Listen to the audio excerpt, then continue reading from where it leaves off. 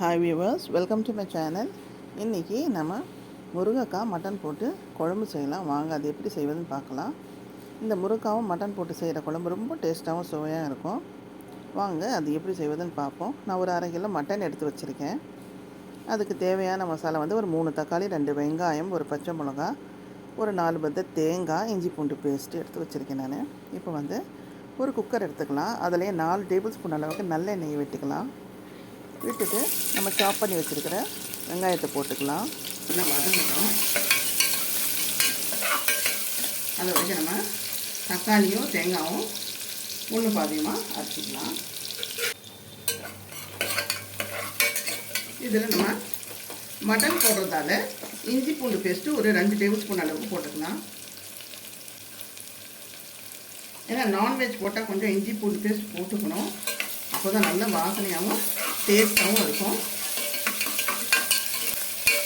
2 table spoon இஞ்சி பூண்டு paste போட்டாச்சு. மட்டன் போடுறதால இது நல்லா ப்ரௌன் கலர் ஆகட்டும்.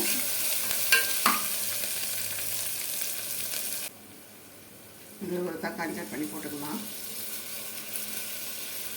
ஒரு 2 தக்காளி நம்ம ஒன்று பாதியமாக அரைச்சிப்போம்.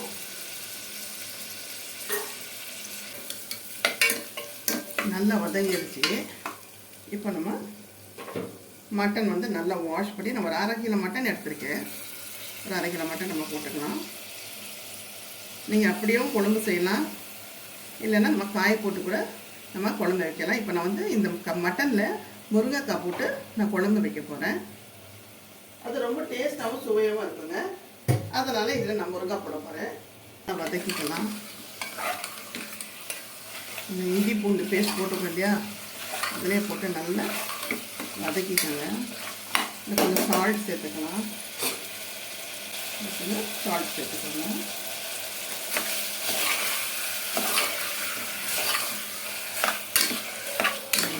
நல்லா வதங்கட்டும். தக்காளி சேர்த்துக்கிறேன்.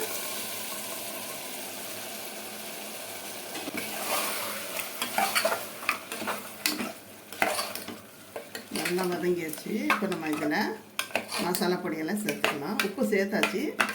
நம்ம மசாலா பொடியை சேர்த்துக்கலாம். மஞ்சள்தூள் ஒரு 1/4 டேபிள் ஸ்பூன் சேர்த்துக்கோங்க. மிளகாத்தூள் ஒரு 2 டேபிள் ஸ்பூன்.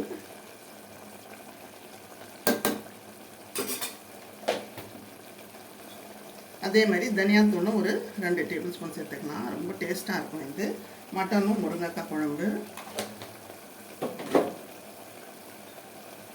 நல்லா வதங்கிட்டாங்க.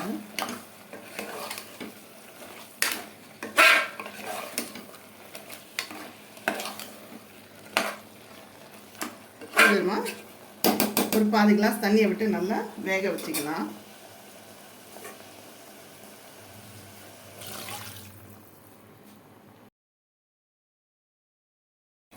மட்டன் ஒரு 3 விசில் விட்டு நம்ம நல்லா வேக வச்சுக்கலாம். பிறகு நம்ம முருங்கைக்காவை சேர்த்துக்கலாம். இதில்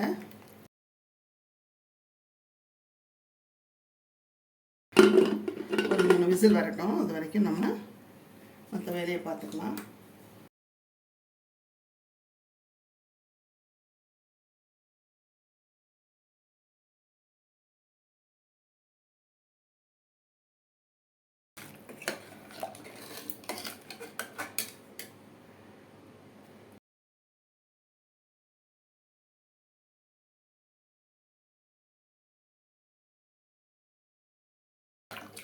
பாருங்கள், சூப்பராக வெந்துருச்சு.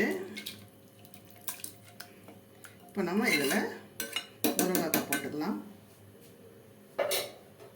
ஒரு பச்சை மிளகாய் போட்டுக்கலாம்.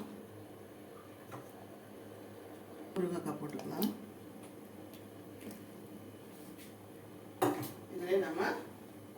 இதில் நம்ம அரைச்சி வச்சுருக்கிற தேங்காயை கூட போட்டுக்கலாம்.